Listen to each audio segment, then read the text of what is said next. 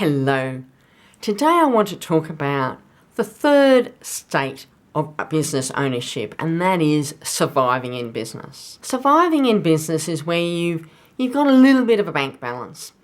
You've always got money in the account to cover the bills, You're not really having to worry about it a lot. There always seems to be money coming in the bank account, and the bills can be paid when you need to pay them. And it's kind of rolling around without a lot of stress. So you've gone from the stressing and struggling states, so that you're no longer kind of staying awake at night wondering about how you're going to pay the wages or the rent in the morning thing. You've gone beyond that, which is great.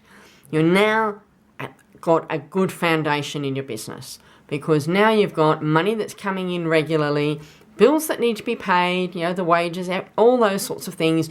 You've got the funds to pay, and there's a little bit of money in the bank. But the downside at this point is the bank account's not growing. And it's like, this is all fine and good, and we've got the money to pay the bills, and yes, I'm sleeping at night, which is fantastic. The weight's off my shoulders. You know what? This business thing's okay. But I'm still kind of lying in bed thinking, there's got to be more. Business isn't supposed to be just kind of hand to mouth. That's kind of almost like a job where you get your paycheck every week or fortnight, and you pay the rent, the mortgage and the food and all the various costs, and you kind of get to the end, and just before payday you kind of run out of money and you're waiting for the next pay. And surviving in business is a bit like that. It's kind of going paycheck to paycheck within the business context. That you've got enough money coming in, it pays the bills, and maybe it's about having more money for yourself, for your family. It's about having a better result overall and feeling like the business is growing and that you're achieving something. So surviving, whilst it's, it's sort of a okay place to be, it's still not where you want to be.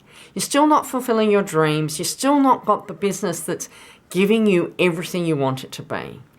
It's still a far cry perhaps from being in the job, if that's what you kind of ran away from to start your business. As I say, it's survival. It's okay, but gee, it'd be nice to have a bit extra. So what can you do to get that bit extra? I talked when we were talking about struggling about checking your profitability and looking at whether or not the business is profitable, whether or not you can improve efficiency of the team if it's a service business, pricing, whether that's right or not. Now you're in survival mode. It's time to have a bigger, deeper look at that. You've got a business that's ticking along. You've got regular customers or clients. You've got things humming along to some extent. And now it's fine-tuning, it's tweaking it. Have a good hard look at how much time it's taking to deliver the services. What are your markups on your product? What's the gross margin on your product sales? What's that percentage? Look at the components of it.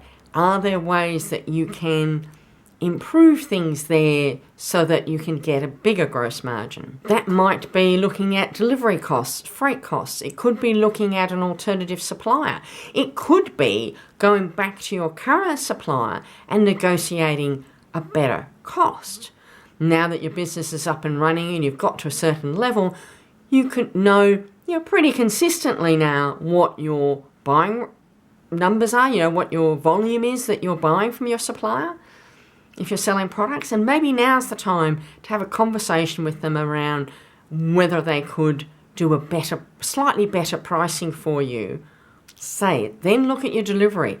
Is it the most effective delivery? Can you find an alternative delivery mechanism that is just as good, just as reliable, but maybe for a slightly better price? And again, maybe you can negotiate a better price with your delivery people as well. That's on product side.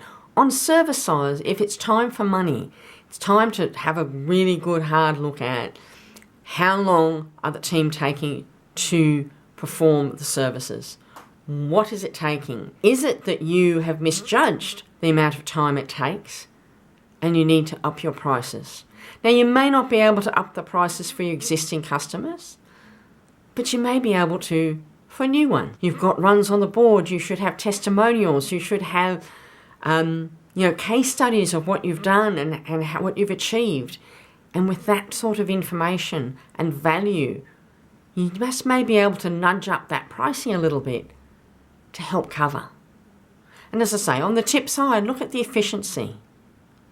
I know for me and my business, and I don't want this to sound like I'm skiting, but I know I can do things in, say, 4 hours. But my team, it's going to take them 6 or 7. It's just the reality. I work really fast. It's not about cutting corners and doing and kind of not doing it right. It's about being efficient about it, and I know that I have that nailed. It's in my DNA. But I also know that those around me, the team I've had working for me in the past, the team around me, people that work with me, aren't going to necessarily be able to do it at that same pace. They're not going to be able to take one look at the figures, one look at what they're looking at and go, I know what the problem is and I know how to fix it and I can get that done in 5 minutes.